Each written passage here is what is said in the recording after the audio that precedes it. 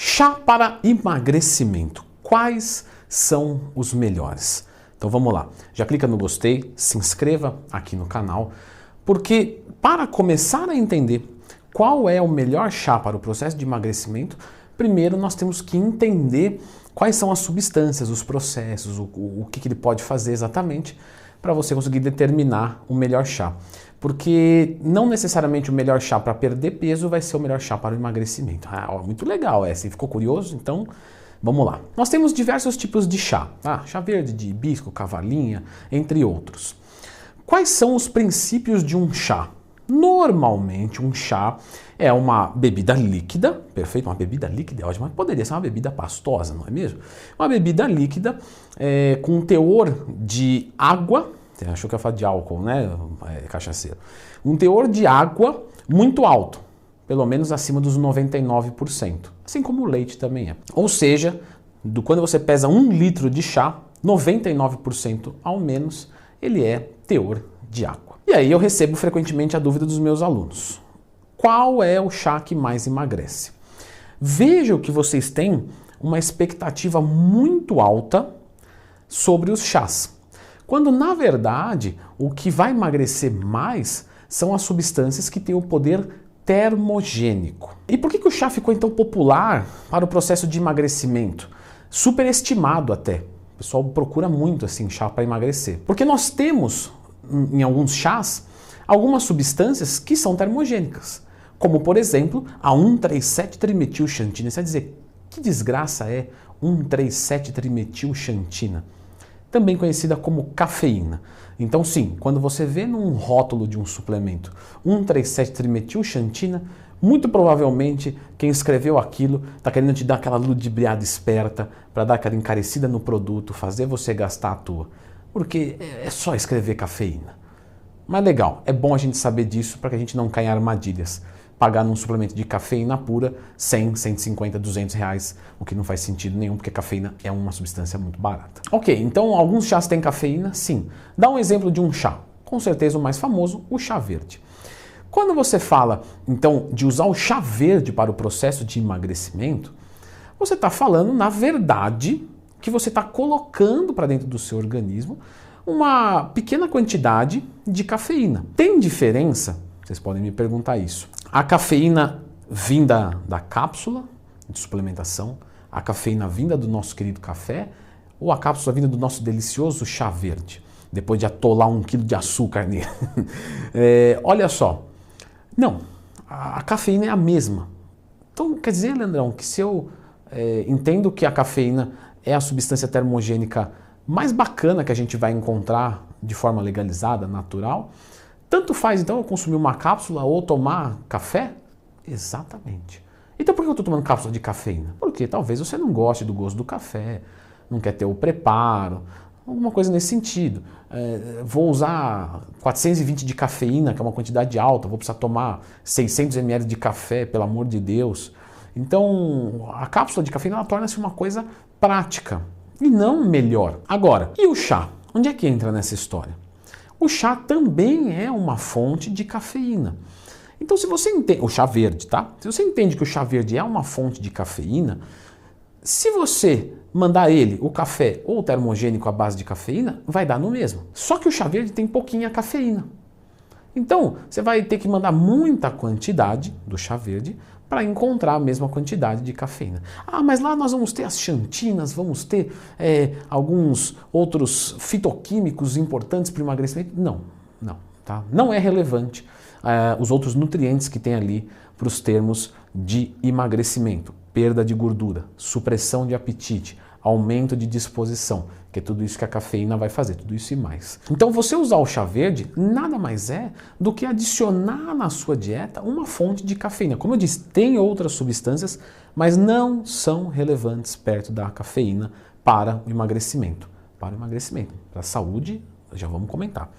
Então, você consumir muito chá verde, se entupir de chá verde, é cafeína. Então se eu consumir uma cápsula de cafeína ou chá verde, desse ponto vai dar no mesmo. Aí se eu consumir os dois, então, aí você está colocando mais cafeína para dentro. Não necessariamente mais cafeína traz mais resultados, porque existe um limite fisiológico que a gente tolera isso bem, E se você passar disso, você começa a ter efeitos colaterais. Nós já sabemos que a cafeína, apesar dela ser termogênica, até a substância termogênica, vamos dizer assim, natural, mais bacana que a gente vai encontrar, que tem o melhor custo-benefício entre resultados e colaterais, mesmo ela não tem um grande poder de acelerar o metabolismo.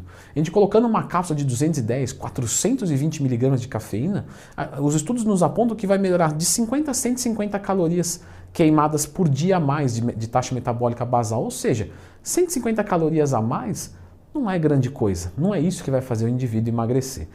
E o que faz, na verdade, o indivíduo emagrecer de um termogênico? Muito mais do que isso. Fazer ele treinar mais pesado na privação de carboidrato. Fazer ele ter menos apetite. E isso vai ser muito mais relevante do que o aumento de metabolismo em si, por incrível que pareça. Então, nós temos um limite de cafeína. Quanto que é esse limite? Cada pessoa tem um limite.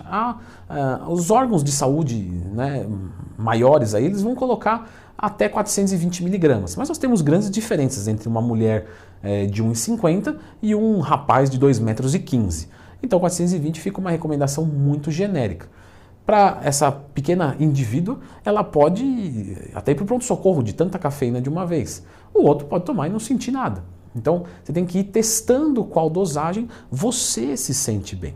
Legal. Então a gente não precisa somar. Agora, quando nós falamos do chá, o que a gente vê de melhor? Né? O que a gente vê de mais acentuado? O efeito diurético. E o efeito diurético, ele não vai vir só da cafeína. As outras substâncias têm um grande efeito diurético. Temos alguns chás, como por exemplo o chá de hibisco, que ele é diurético e não tem cafeína. Você vai perder peso com a diurese? Vai. Certo? O seu shape vai melhorar? Vai. Porque a retenção, né, fica na pele, isso atrapalha a definição, então isso ajuda. Só que existe uma volatilidade nessa tangente, que é o quê? A água vai fácil e vem fácil. Então, cortei o sódio. Você não vai fazer isso porque o sódio é um mineral essencial para o seu organismo, não se corta sódio.